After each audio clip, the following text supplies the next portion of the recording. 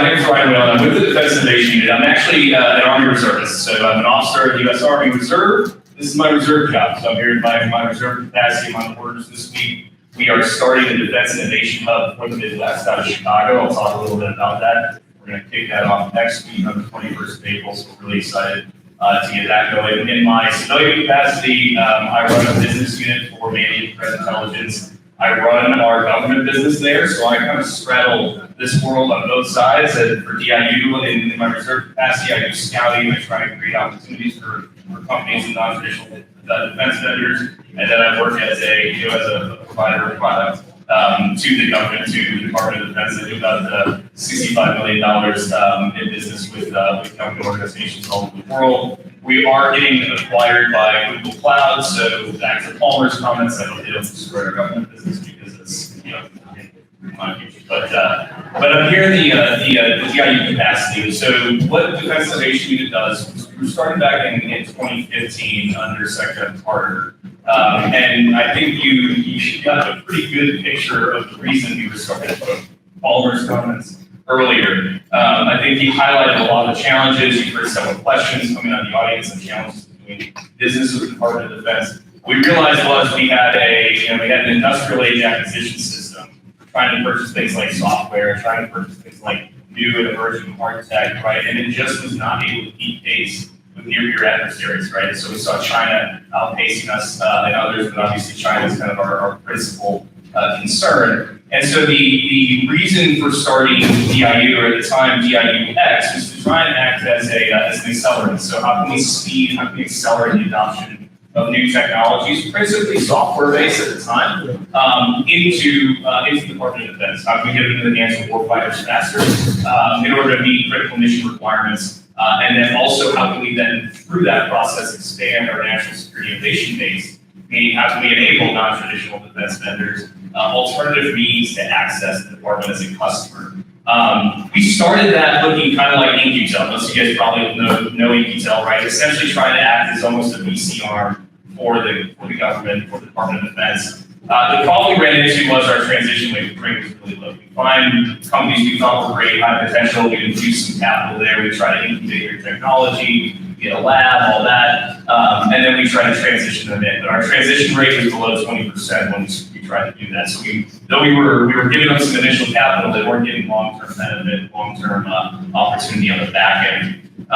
What Mike Brown did when he took over 4 years ago now was he tried to turn that model on its head. So we moved from, what we're trying to do now is work in partnership with defense end users. The reason we're doing that is because they're the ones who really own the enduring capital solutions, right? They've got planned programs of record. That's where your program offices exist within the services, the co-coms, and things like that. So they've got dedicated funding lines. So that's the enduring access to capital that you want if you're a small business, or that you want for your portfolio business if you're an investor. And so we look at to accelerate into those programs of records, right? We want to create opportunity for them to bring in new and emerging technologies. Because of that, because we're trying to shorten the life cycle to adoption, we tend to operate at the, if you think about innovation as kind of a value chain, right? We're the far right. We've already got existing commercial technology, you've proven it out to us in the customer base, right? And now you want to apply that technology to a defensive problem. That's kind of what Palmer was talking about with our dual use thesis. The idea being, though, to some of the earlier points, is that industry applies far more dollars to research and development than the government does, broadly speaking, right? So it's to the tune of hundreds of billions of dollars. So that, when our acquisition systems established back in the 50s and 60s, right, that whole equation was inverted. The government was by far the largest investor in R&D, coming off of World War II, going in and then now engaged in the Cold War. The government was dumping dollars into R&D projects. That's totally inverted now, with far more of that R&D capital coming from industry. And so the idea is that industry better understands the problem, the technology they're trying to build, to Palmer's point, right? We know the problems we need, we know the capabilities we need on the defense side, but we're not experts in building that technology. That expertise resides in the industry. And so DIU is intended to build a bridge to create additional pathways to gain to bring that, accelerate the adoption of that technology into the department. We do everything that we do. We let OTAs, so you heard a little bit about other transaction authorities earlier, so we'll talk more about that up here. We do not advertise through consortia because we want everybody to have access to those. So we advertise those on DIU's website, and we do things like LinkedIn and things like that. For visibility, I would actually argue we should get away from the consortia model. I think that's because it requires a fee for service, it doesn't actually open the door to small businesses and things. But so we do OTAs, we do shorter term prototype OTAs. Those are competed. So your small business, you come in, you compete, but it's not far-based acquisition timeline. We're talking 90 to 120 days from the day that we let that opportunity to the day that we're trying to award, issue actual awards. So it's a much more streamlined process. It's also a much simpler process to apply. Like when you first put in your, I've written long form government proposals in response to big RFPs before in partnership with DAE and some others. That's not what this is. It's a 5-page white paper, 15 slides. You put that in, if you're down selected, then you go to an in-person pitch. And then the sal period for the prototype is co-developed. So you work with the end user that's going to be using your technology, and you come up with you spec together what the performance objectives are going to be during that prototype period.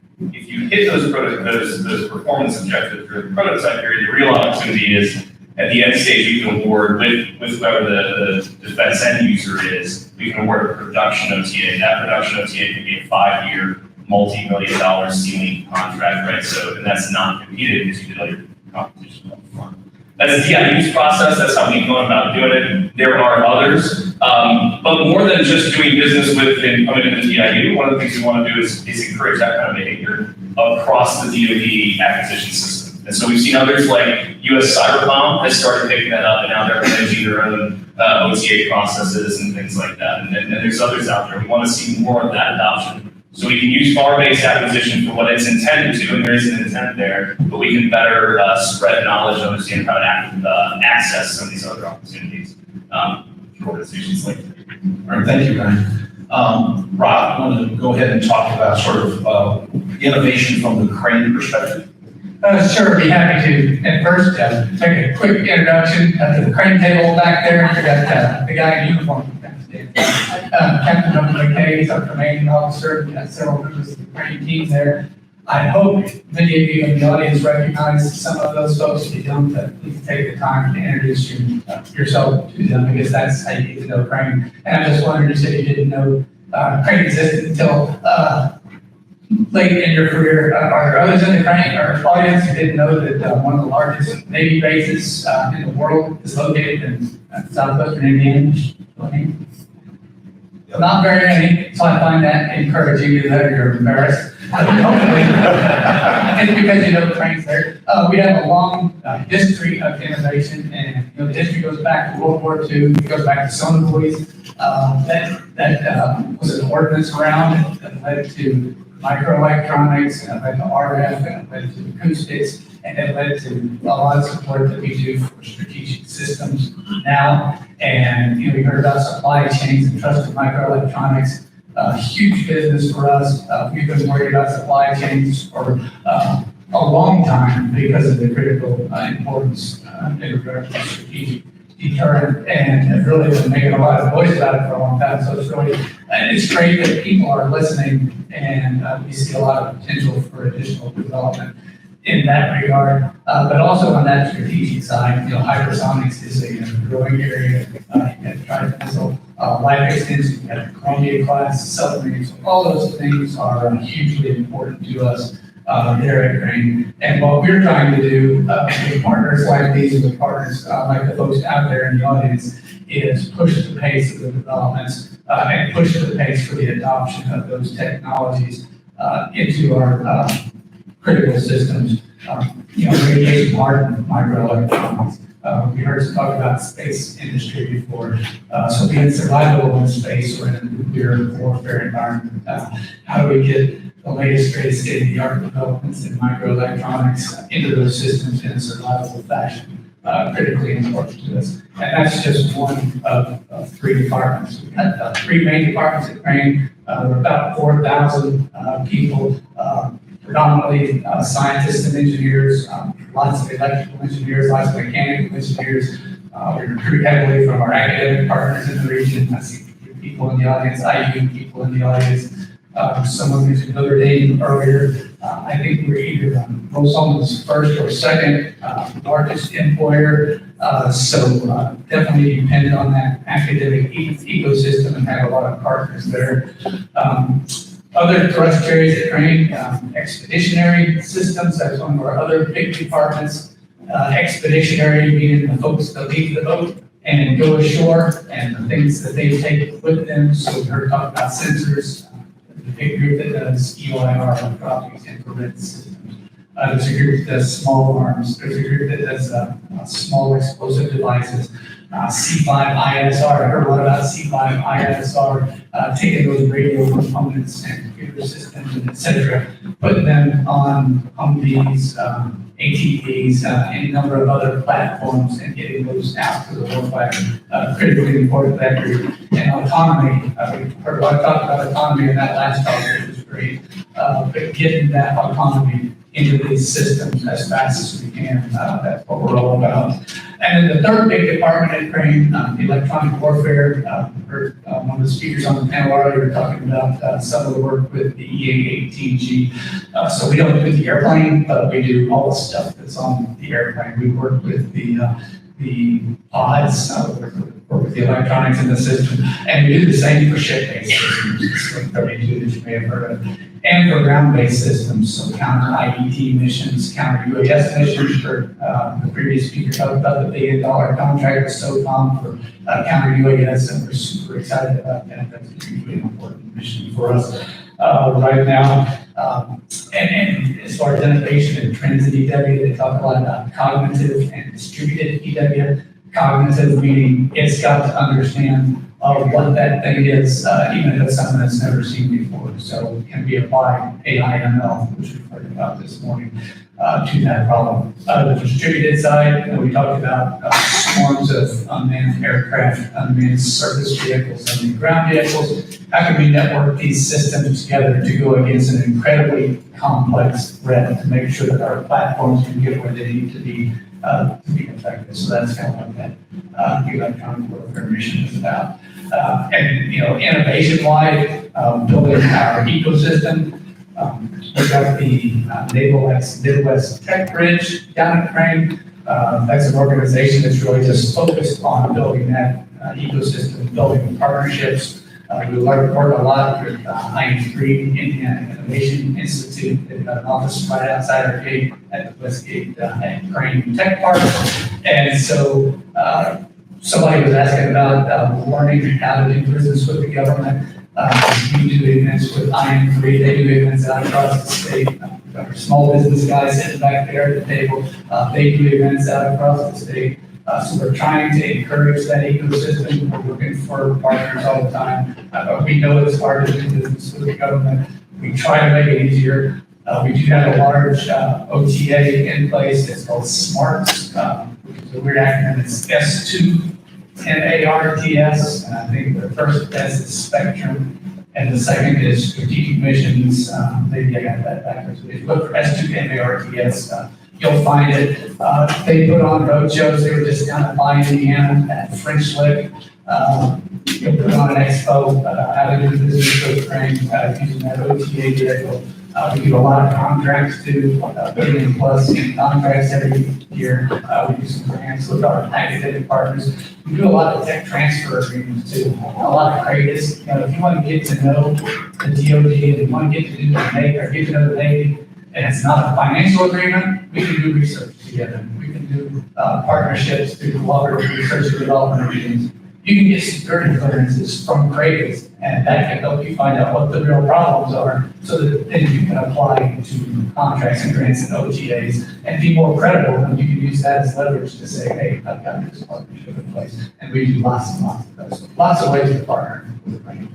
Thank you very much. And just a side note, the reason why I found out about Crane at the end of my career, I was actually, my last job was director of naval history. So I had a PhD in that area, and it was my payback for it.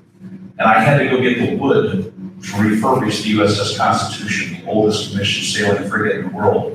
And the Constitution's wood is in a grove at Crane, Indiana. So we had to come home to the state, and then I was briefed in on the rest of the program there. It was a mind-blowing experience as to how much advanced technology and these really the super secret areas where we're working on submarines and missiles and everything. And it was just an eye-opening, and I've been very enthusiastic about working with them since then. I also know here, because we're sponsored by Representative Banks, I think he's the only member of the Armed Services Committee for either the House or the Senate for the state of Indiana. He's taken a really great leadership role in supporting Crane and its efforts to bring new programs and advanced technology here. So thank you for his leadership there and sponsorship. We're going to move on now to Wes, and I wanted to say, Wes is a senior acquisition executive, and he provides advice on DARPA's $3.5 billion portfolio for investment. And so he provides advice and has a view on a number of DARPA's programs across their entire portfolio. And so Wes, if you give us a little bit of background on the things that you're working on now and where you see things going. Great, thanks, Jim. First of all, let me say thanks for the invite. It's great to be here, talking to everybody in the great state of Indiana about DARPA. We're excited about what we do, and I think you guys will be as well. I talk a little bit about our mission. I think the easiest way to understand what DARPA is and what we do is how we were created. So in 1957, the Russians launched Sputnik. In 1958, DARPA was put into existence, essentially to make sure that we were never strategically surprised by an adversary again. So our job is to make pivotal investments in technology that's going to shape the battle space maybe 10 to 20 years from now. I think Palmer was talking about somebody needs to be thinking about what the future of warfare is, and that's DARPA's job. We're at 3.5, we're getting closer to 4, so it's a really great thing that they're putting more and more money towards research and development. DARPA's leading the way there. In order to be successful in what we do at DARPA and how to do business with us, it's important to understand the type of technologies that we're looking at. And why we're different than a lot of the other DOD agencies that you maybe work with. So first, DARPA is not its own DOD lab. We don't do any of the research internal at DARPA. We don't have any of our own facilities. So it's absolutely important that we develop and have a bit large ecosystem of what we call informers. They're made up of many of you that are out here today. So this starts with academia. Industry include your typical defense contractors, but also non-traditional, other small businesses, large businesses, a lot of the labs and part of Crane and others as well. And everything at DARPA is driven by the program managers. What we do is go out and recruit program managers that are experts in the technology field, and they have essentially an expiration on the badge, anywhere from 3 to 5 years. Sort of the running, but true joke at DARPA is if you don't invent the next internet and you don't get an A, and they have a very, very short time to come in and develop whatever that idea is and execute. So the tactical advice I like to give folks is all of those program managers are listed by our technology office on our DARPA.mil website. If you go in, you get a very good idea of the types of technologies and the type of programs that they're starting to look at. It gives you a head start on what may be coming out of DARPA going forward from there. Likewise, each one of those technology offices has a web page that talks about the different technology thrust areas that we're looking at right now. I'd rather spend time with questions, so I won't go through all of our technology areas, but the note is there. We can get into more details later if you guys like. Beyond that, we have lots of different opportunities to work with DARPA. We have what we call our program office, our program broad agency announcement. These are really large, multidisciplinary, multi-year type opportunities. These are really great opportunities for you to partner with other folks either in academia and industry so that you can kind of combine your technology areas that you're really good at. Because again, Jerry referenced earlier, it's a DARPA hard problem, and almost no one of our problems can be solved by any one company. It really is a multidisciplinary effort for lots of folks to get together and solve our problems. Beyond that, we also have what we call open office broad agency announcements. Those are open all year long. Essentially, anytime during the year you can apply if you have ideas and research that you want to do with different technology thrust areas with DARPA. Oftentimes, they offer the opportunity to put a white paper and abstract for the forward first. That gives DARPA the opportunity to give you some feedback as to whether or not it's something we're interested in funding in or not. So those are really, really great opportunities. If you're working in your own R&D and you think there might be an opportunity to partner with our collaboration. Other areas that we have that are often out there are what we call explorations. A good example of that is our artificial intelligence exploration. These are high risk, high payoff type opportunities where we're looking to do somewhere around a year-long study. Want to fail fast, we essentially want to see what ideas are out there that could potentially inform future programs. And those are really great opportunities for academia and small businesses to get a foothold in DARPA, do some work with us, and quickly either fail or succeed and potentially set yourself up for future programs. Then of course, we have SIVRs and STTRs as well. Those are opportunities to help them come out of DARPA. We actually have a waiver not to go through the DOD process, and so our SIVR and STTR opportunities come out all year long, and oftentimes actually parallel some of our programs. So we can look at a smaller technology area that would actually benefit our larger programs. Much like DIU and Crane, we have several different ways that we do business with industry. I know DIU says that they've been pushing OTs with DARPA's and doing it since the early 90s, well before anybody thought about DIU. But so I feel like we've certainly perfected them. The consortium model is interesting, like DIU, DARPA does not use that, not to say that we wouldn't become great opportunities sometime in the future, but so far we feel like we've been able to use those folks. Creators are a big way that we do business. We do cooperative agreements and grants as well. I would say our mix is about 60% FAR-based, which are typically our bigger programs, and the other 40% are not FAR-based acquisition instruments that we're talking about. So actually, let's just turn it over to questions, because that'd be very fun. I'm going to start out with a broad question for the three panelists, but then we're going to look to you for questions and see if there's things that we can contribute to your knowledge on this. But my first question really goes to, the Pentagon Department of Defense gaining its reputation to really be sort of an ossified environment where it's very hard to get the red tape on acquisition. Look at some of the major programs that we have that literally are decades in the making now. It's a far cry, for instance, from the 1950s when, we went from, gunpowder guns to guided missiles in about 8 years, supersonic aircraft and propellers.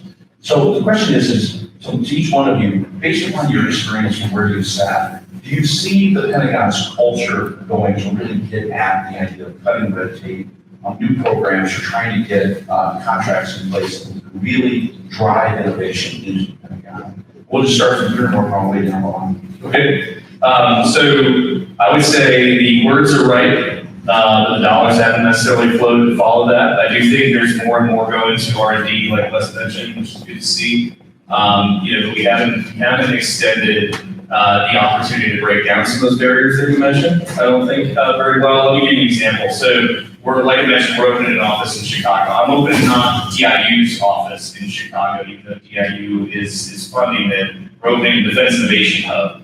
Because what we realized was, and I'm doing it with partners, I've got Navy partners, I've got Army partners, I've got Air Force partners, right? We're all going to be in the same place. We realized is we all have requirements, but there's no universal spot any of you can go look at to figure out what those requirements are, one. Right? We all have opportunities, but there's no universal spot that any of you can go look at to find out what those opportunities are too, right? You gotta go to my website, DIU's website, you gotta go find multiple different Army advertising websites where they advertise different opportunities. Is even within the services, right? We're siloed. So one of the things we want to start doing, and we want to start doing it here in the Midwest, is breaking down some of those barriers, create a platform where you can see all requirements in a single spot. Now, it'll take some growth to get there and some time and labor. But we solved the innovation problem as DOD and the government solves a lot of things. We built more bureaucracy around it. So instead of one innovation-focused organization, we've got about probably 30 or more across the defense ecosystem. So what we want to start doing is kind of breaking down one of those barriers. In Chicago, we want to create a hub not just for Chicago, but for the entire Midwest. We're partnering with organizations like Crane, like the National Security Innovation Network to extend our reach into other communities and ecosystems. National Security Innovation Network is going to have, they're going to have a representative at Indiana University, they're going to have a representative at Purdue. I did not know they were going to have one at Crane, so that's great. And so we want to extend our reach into these communities, into these ecosystems, one, to better scout technology, to identify it as it emerges, but two, to be that voice who can then, as a direct line into kind of this hub concept, we can say, hey, like your business today might not be the right profile for me, DIU, right? But instead of putting the onus back on you to say, hey, good luck, go navigate that defense ecosystem yourself. Hopefully I've got like one step and I can connect you to my life partner, my research lab partner. I can connect you to a DARPA opportunity, whatever it is, I can point you the right direction for where you're going. So I think the thinking is just coming, the thinking is there. Now we need the dollars to follow, because I'll tell you, DIU, our funding's a pittance compared to massive DOD defense programs. And the same is true if you look across the R&D ecosystem, based on some big government programs. But I think we're moving in the right direction. Rob? So I have to agree with all that. Moving in the right direction, sometimes it seems glacial, but I think the OTA that I mentioned before, the smarts, we've been really aggressive about using that. And it's not the only one that we use. Cornerstone is one that I know we've used a lot. The Joint AI Center, which is another one of the DOD organizations, created the Dreamland OTA that IM3, Indiana Innovation Institute, is managing for them. So there's a lot of interest in getting those more aggressive contract and related vehicles out there so that we can be in the business of getting innovation to the war fighters faster. And at Crane, we've really embraced that since I've been in the CTO role for the past 7 years or so. We've been real aggressive about advancing the education of our employees, with like more PhDs there than we have at any point in our history. We do more SAT work than we've ever done before. So more work for DARPA, more work for Office of Naval Research for their peers in the other services. So Crane has historically been more of a life cycle kind of organization supporting existing systems, and we've been pushing harder to get into that life cycle work, partnering with groups like you mentioned, NSIM, they're holding an event down in Bloomington on Thursday. In fact, it's all about taking Crane intellectual property that we develop and get it to entrepreneurs and see what they can do with it and try to give them the opportunity to earn some venture capital to spend that into a business. That's an ongoing program we've had for several years, and it's been quite successful. Wes? Yeah, I absolutely think that we're moving in that direction. You can see some of the changes that they made to the DOD 5000 with military acquisitions. You see the Army, the Air Force are come over to some of the ways that we do business with other transactions and other ways to reduce the barriers that kind of slow us down in the acquisition process. And I think you can see even with com budgets and what's being put forward, a lot of those monolithic systems that take decades to come together aren't being procured, and if they are, they're being procured failing fast, sort of the DARPA model, the prototypes. The other thing I'll mention is, the distributed systems that talk to each other. So the folks are moving in the strategic technologies office. So DARPA is mosaic warfare. Now we can have lots of distributed systems that all work together, all communicate, and can overwhelm the enemy without having large monolithic systems. So moving in that direction, much like Crane, we put a lot of thought and emphasis at the very beginning of our programs and how we're going to transition. A lot of times that can be what slows or kills our investment in research and development. So we have several programs. One is called the Embedded Entrepreneur Initiative, which is basically try to help small businesses, universities, and other companies that may not have been able to get U.S. investment at the end of our research and development, build themselves up by putting an entrepreneur actually on their team. They do things like business plan, intellectual property rights, how they essentially set themselves up for success after they leave DARPA, either commercialize or go to the rest of the community. So, yeah, Jerry, I think we're going to do things. All right, we're going to open up the floor now. We have questions from the audience, and I will always start over here because this is my blind side. So, sir, we can get a microphone to you.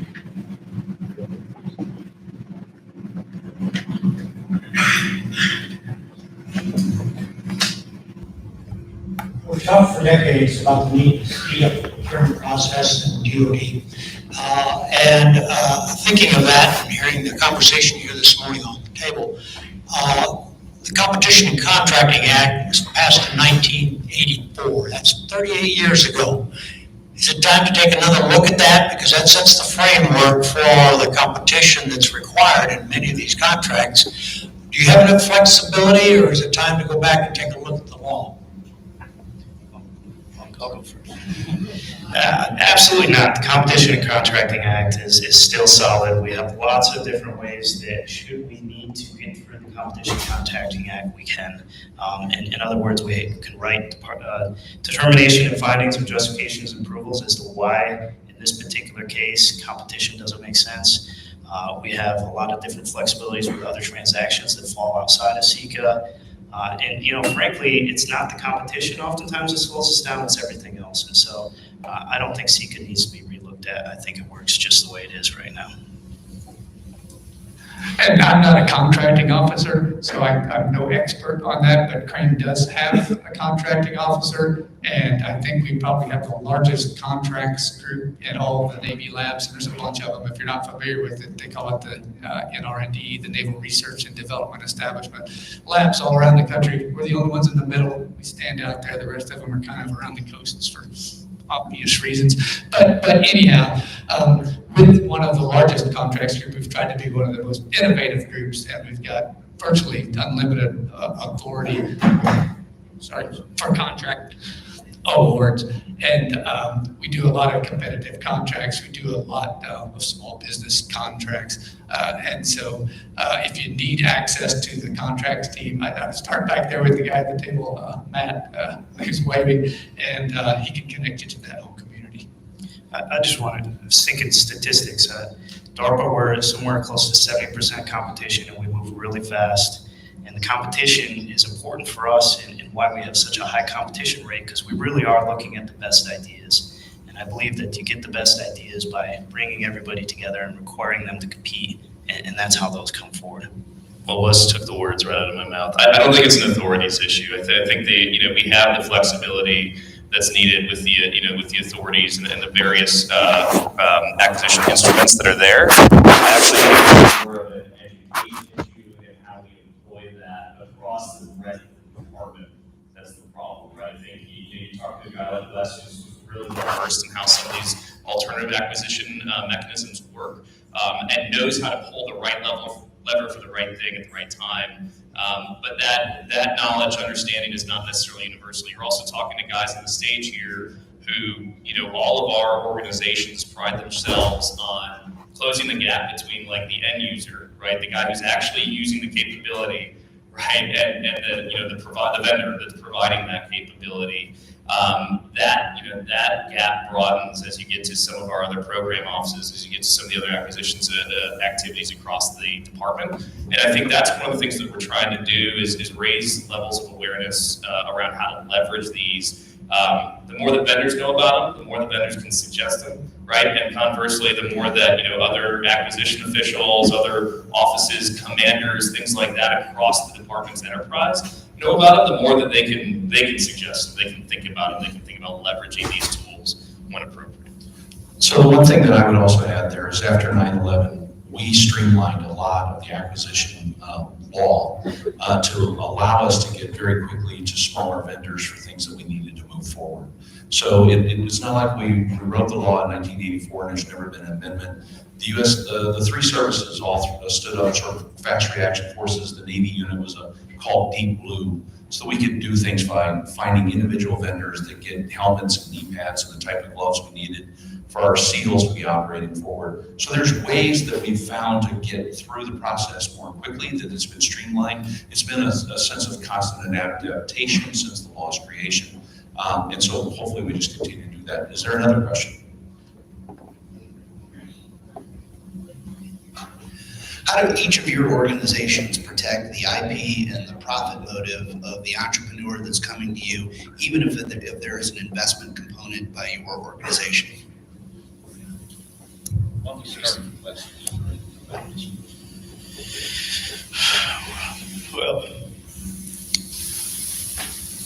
how would I put it? Oftentimes, by statute, we're not allowed to take any more of the government or the intellectual property or data rights than is required by the program.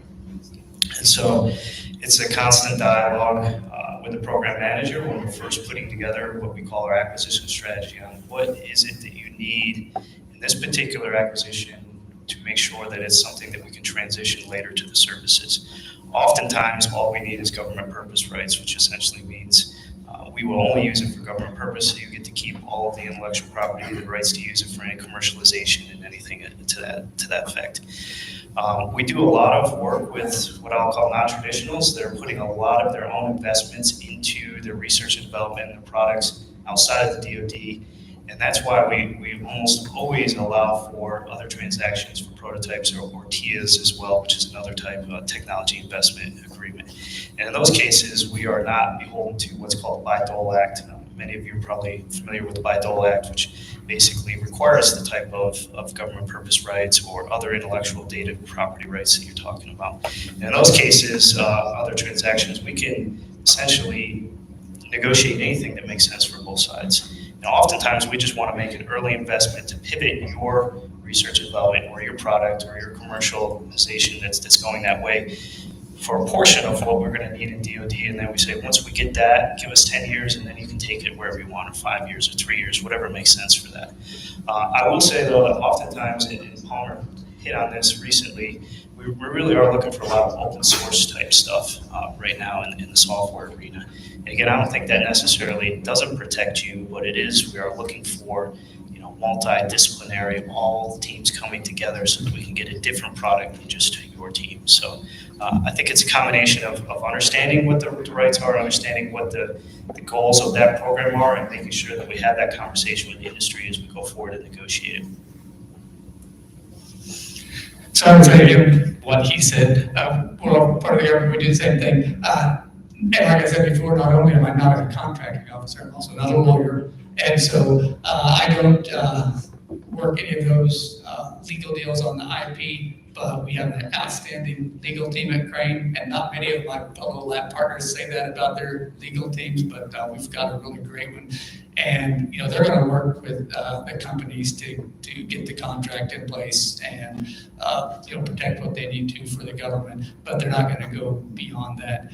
And at the same time, we're also going to work real hard to protect government intellectual property, and we've got a great legal team for that too. And that is something that I work more closely with on my side as the CTO, is the Crane intellectual property and making it available to you. So we want to make sure that we're sharing what we develop with the entrepreneurs, with the taxpayers. So that's an important part of the Crane portfolio. Yeah, I'd say for DIU, you're going after commercially validated technologies. Most of the technology that we're looking at bringing in and prototype has generally already been developed at that company's expense. So you're going to keep all your IP rights for that, right? I mean, Andreel's a great example, right? Palmer's not handing over IP rights for his core technology, his algorithms and stuff to the government. They're just using that to provide essentially a service, right? So there may be government use rights attached to things like the data generated off of those, because the data that was acted as an input, right? The output data was something that would be inherently governmental, and so you probably take government purpose rights to that. But generally speaking, that's how it's looked at. We don't do much work that's funded at government expense unless it's like a feature ad or like a small tweak to the core technology that you already have. So some of that may, if it's funded at government expense, it usually conveys government purpose rights. But that's about what it's limited to, just because of the types of things that the types of work that we're doing now. We do see, our space portfolio, for example, and you heard from like L3 and others. Oftentimes, you're small, you provide a single component to an overall system that is the actual solution being delivered. That's obviously then subject to, whatever agreement, business agreement that you have with who's the partner there.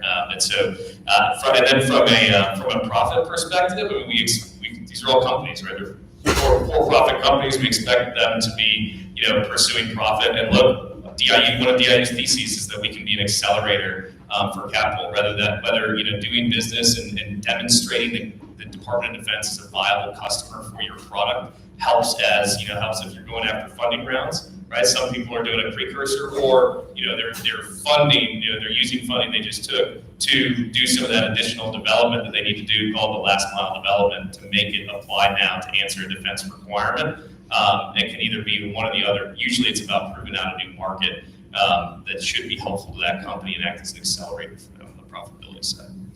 All right, and one additional thing that I'm going to say right there is I'm all for IP and patent rights and so on. This is America. This is what we're about. However, there's been a trend, and we've seen increasing out-year lifecycle costs associated with things specifically like software aspects of major weapon systems, where we're seeing that the long-term company control over the internal software of some of these major systems, in fact, exceeds the initial acquisition cost of the system. And these were major systems. These are things that were not expected, and it's eating up an increasing amount of the DOD budget. And there's a rising level of frustration within the services and the civilian leadership of DOD about this. This was sort of the unforeseen circumstance. And this word is starting to make it to the Congress. I know Representative Banks is aware of it. And so the idea of IP in the long term is something we're going to have an increasing scrutiny of. So our time has flown. I want to thank the members of the panel today for joining us from DARPA, DIU, as well as Crane. And it's great to be back here in northeastern Indiana. And thank you all for coming.